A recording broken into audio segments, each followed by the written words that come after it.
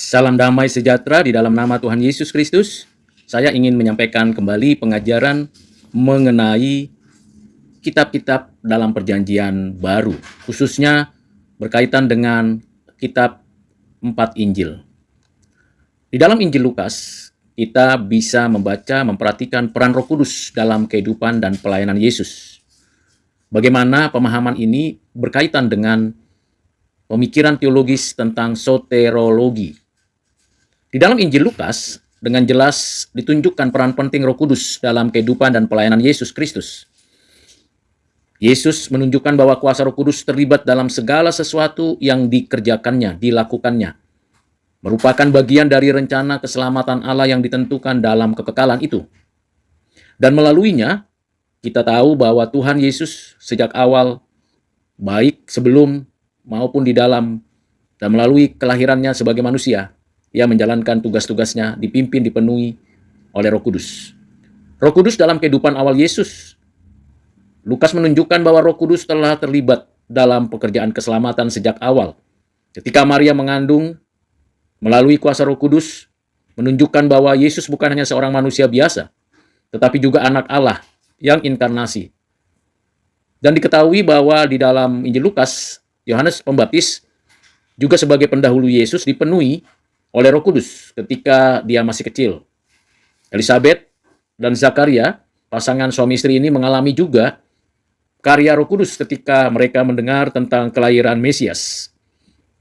Ini menunjukkan bahwa Roh Kudus sedang mengerjakan persiapan kedatangan Sang Juru Selamat. Roh Kudus dalam pelayanan Yesus. Setelah dibaptis oleh Yohanes Pembaptis, Yesus menerima pencurahan Roh Kudus dalam bentuk burung merpati dan suara dari surga yang meneguhkannya sebagai anak yang dikasihi Allah. Peristiwa ini menunjukkan bahwa pelayanan Yesus dimulai dengan pengurapan Roh Kudus yang memberinya kuasa untuk melaksanakan misinya. Lukas 4 mencatat bahwa Yesus dipenuhi oleh Roh Kudus dan dipimpin ke padang gurun untuk diuji, dicobai oleh iblis. Ini menunjukkan bahwa dalam pencobaan, Roh Kudus tetap membimbing Yesus. Setelah kembali dari padang gurun, Yesus memulai pelayanannya dengan membacakan Yesaya 61 di sinagog di Nazaret, yang menyatakan bahwa Roh Tuhan ada padanya. Pernyataan ini memperjelas bahwa misi Yesus adalah membawa kabar baik kepada orang miskin, membebaskan orang tertindas, memberikan penglihatan kepada orang buta. Semua ini terjadi melalui kuasa Roh Kudus. Roh Kudus dan teologi keselamatan atau soteriologi dalam Lukas ditekankan mengenai keselamatan bukan hanya untuk orang Yahudi saja, tetapi juga untuk semua bangsa, sebagaimana dinyatakan dalam Lukas 2 ayat 32, bahwa Yesus adalah cahaya bagi bangsa-bangsa lain. Peran Roh Kudus dalam pelayanan Yesus menegaskan bahwa keselamatan adalah karya Allah yang dinyatakan kepada seluruh umat manusia.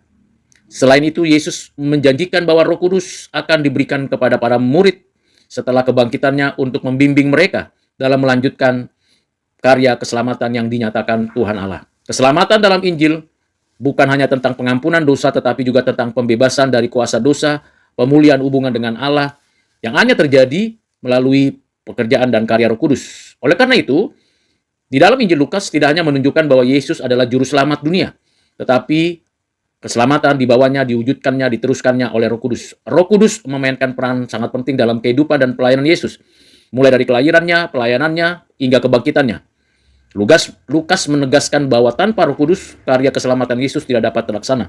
Roh Kudus bukan hanya memberi kuasa dalam pelayanan Yesus, tetapi juga menjadi jaminan bahwa keselamatan tersedia bagi semua orang pilihan, baik orang Yahudi maupun orang non-Yahudi.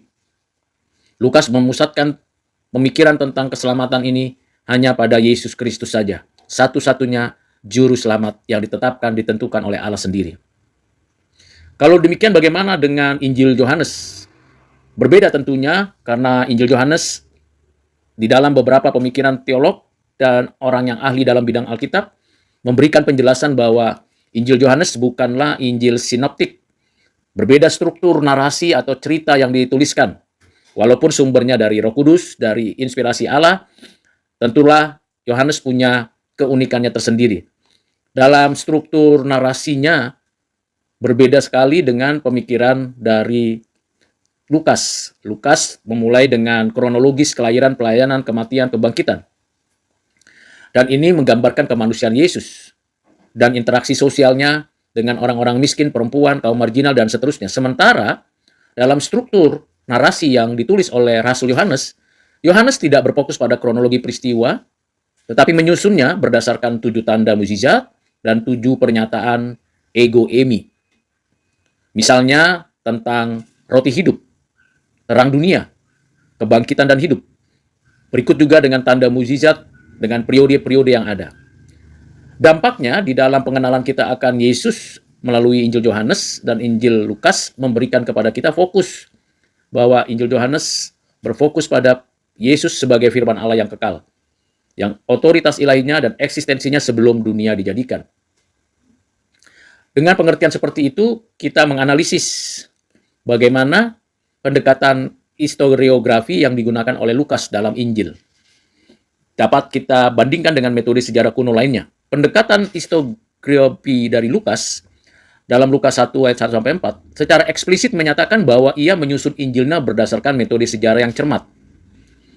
Ada 5 langkah utama: mengumpulkan informasi dari berbagai sumber, memeriksa bukti-bukti untuk menghindari kesalahan, memverifikasi sumber dari para saksi dan dari pelayan firman, melakukan evaluasi kritis atas dasar yang dikumpulkannya, menyusun materi secara teratur, dan bukan sekedar mencatat peristiwa. Pendekatan ini mirip dengan metode historiografi yang digunakan sejarawan Yunani dan Romawi. Misalnya kalau kita bandingkan dengan apa yang ditulis oleh Herodotus, Tacitus, Josephus, dan juga yang lainnya.